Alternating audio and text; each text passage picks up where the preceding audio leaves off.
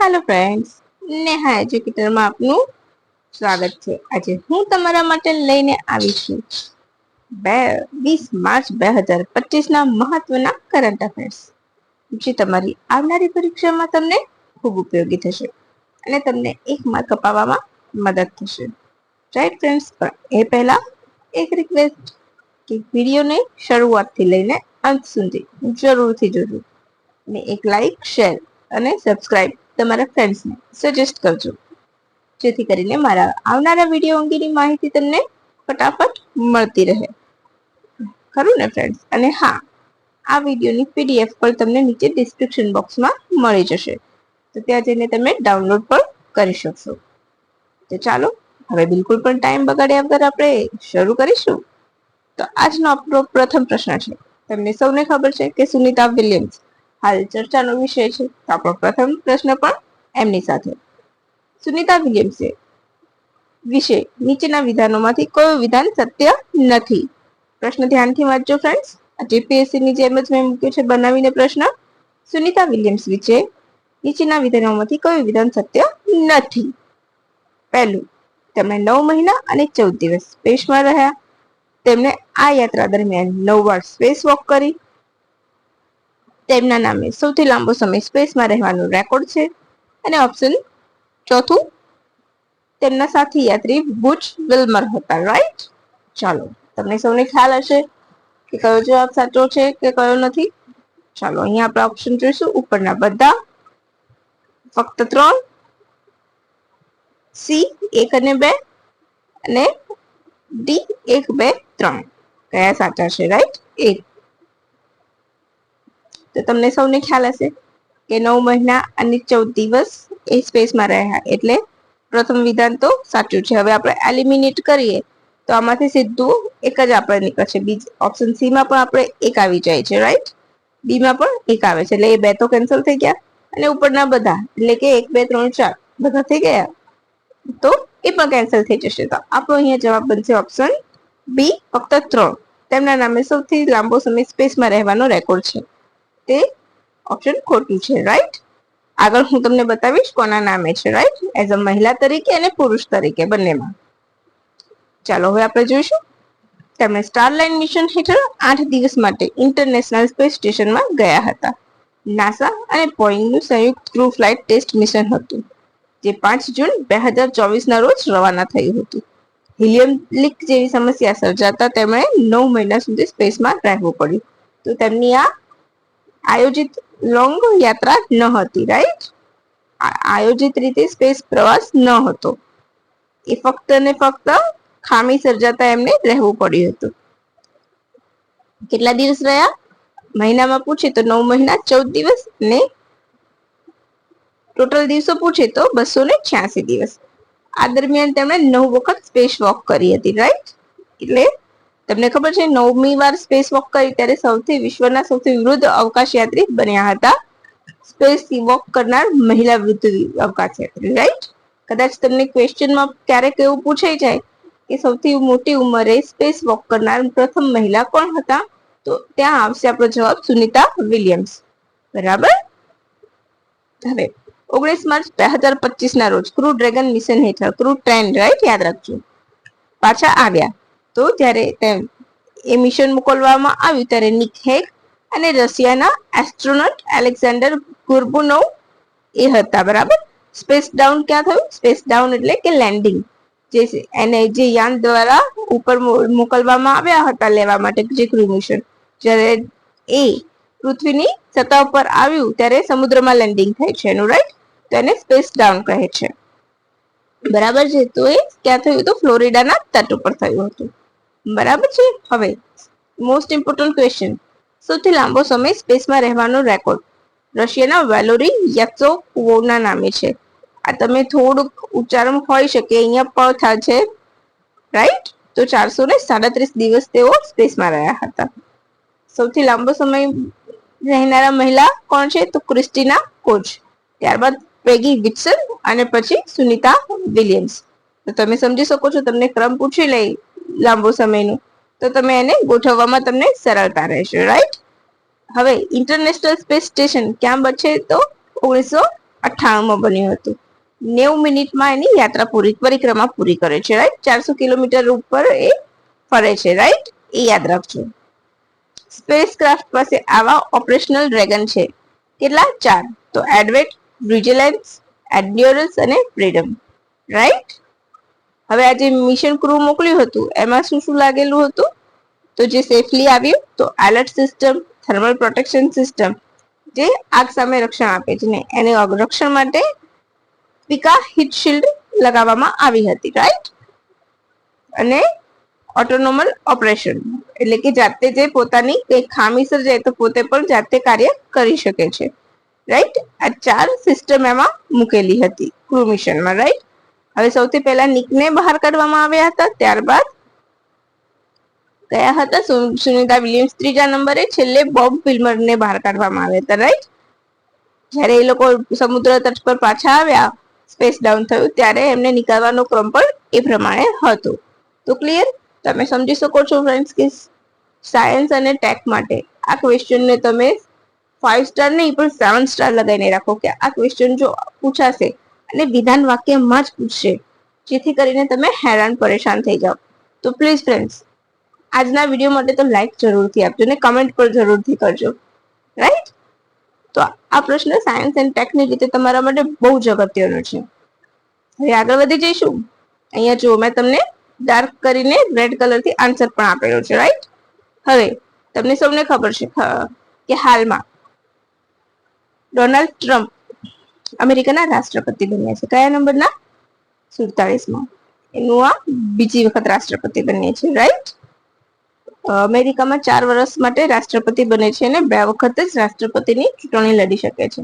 તો એમ કહી શકો કે જ્યારથી આયા છે એટલે એક બુદ્ધિ નાઠી ગઈ છે. જેમ સાથે સાંજ જાય એમ ટ્રમ્પ સાહેબની પણ બુદ્ધિ જતી રહી છે. આવતાની સાથે ધડાધડ ડિસિઝન લે છે.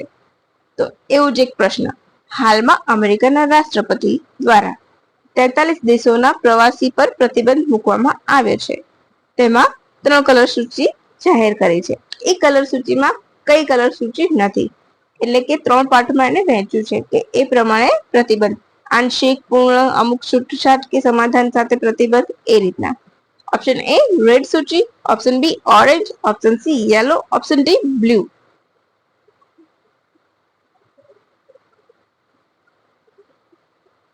બોલો.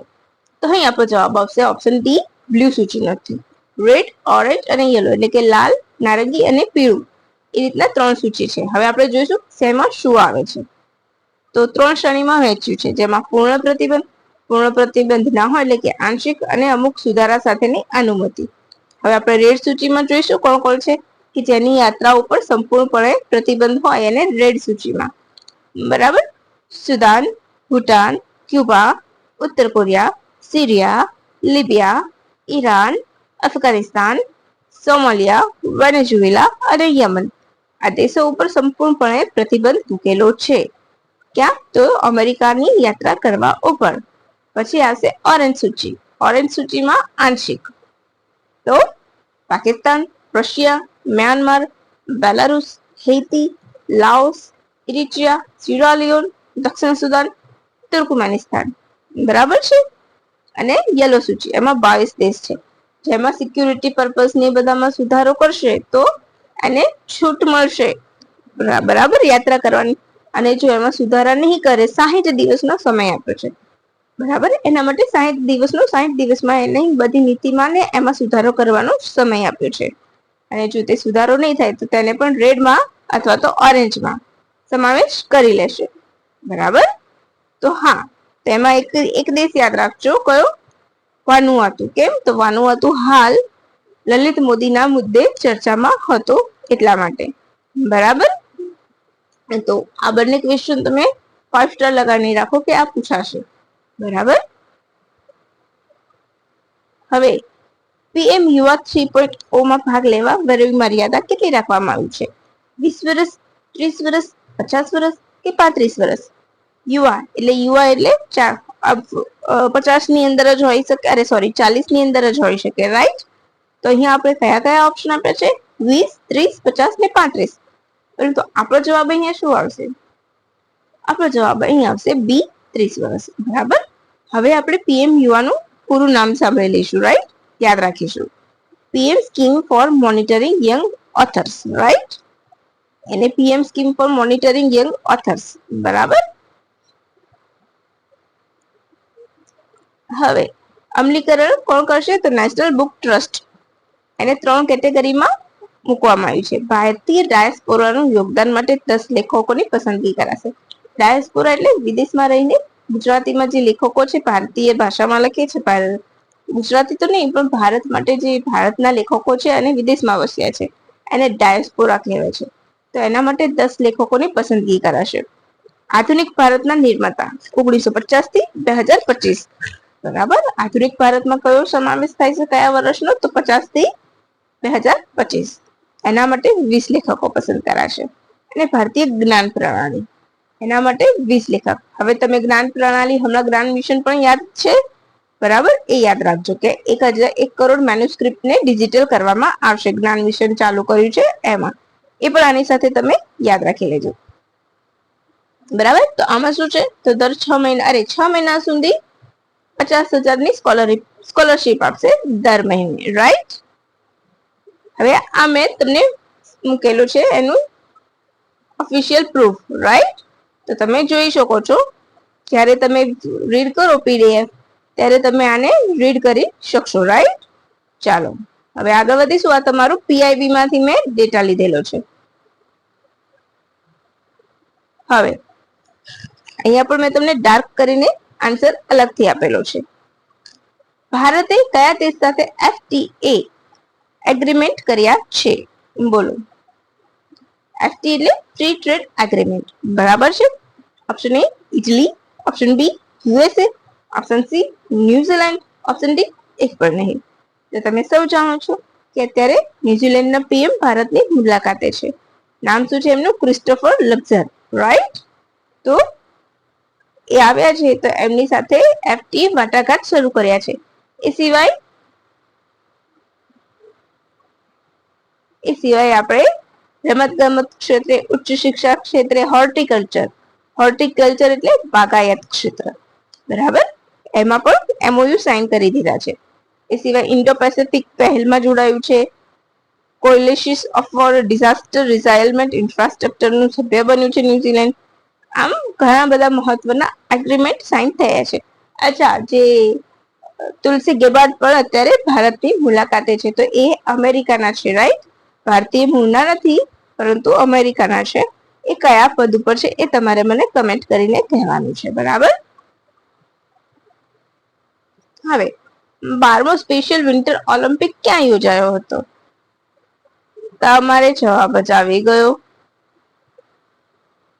ચાલો હવે અહીંયા ભારતે 33 મેડલ જીત્યા છે, બરાબર? તમારે યાદ રાખવાનું છે કે ક્યાં યોજાયો હતો? તો ઇટલીના તુરિનમાં આયોજન થયું હતું અને કુલ 33 મેડલ જીત્યા હતા. 8 ગોલ્ડ, 18 સિલ્વર અને 7 બ્રોન્ઝ હતા. આ તમારું પ્રૂફ છે, બરાબર?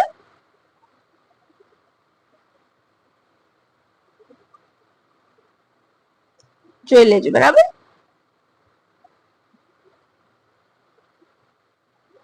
અહીંયા ભૂલ છે. હવે આપણે થોડાક ઇમ્પોર્ટન્ટ પોઈન્ટ જોઈશું, બરાબર? IAEA ના ડીજી રાફેલ મારિયાનો ગ્રેસી નવી દિલ્હીમાં સુષ્મા સ્વરાજ ભવન ખાતે global centre for nuclear energy પાર્ટનરશિપમાં એસએન બોઝ બિલ્ડિંગનું ઉદ્ઘાટન કર્યું. તો જાણીતા વૈજ્ઞાનિક સત્યેન્દ્રનાથ બોઝના નામ પરથી એસએન બોઝ બિલ્ડિંગ નામ આપવામાં આવ્યું છે.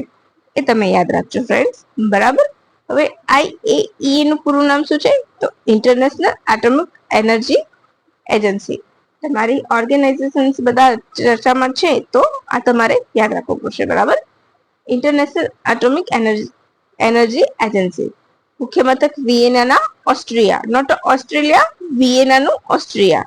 180 સભ્ય દેશ છે, બરાબર? યાદ રાખજો આ. તો બસ હવે આજ માટે આપણે ફક્ત આટલું જ રાખીશું, અને ફરીથી નવી મસ્ત મજાની માહિતી હશે ત્યારે હું તમારી સાથે આવી જઈશ. અને આજે છે 20 માર્ચ, તો 20 માર્ચ એટલે વિશ્વ ચકલી દિવસ અને world happiness day, international day of happiness. એ બંને દિવસ આજના દિવસે ઉજવાય છે. તો હું એના માટે તમારા માટે એક બીજો વિડીયો લઈને આવી જઈશ today સ્પેશિયલમાં, right?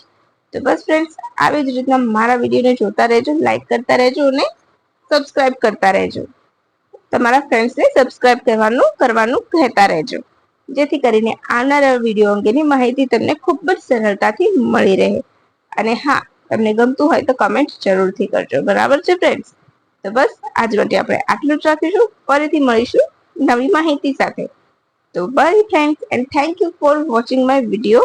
Have a good day friends.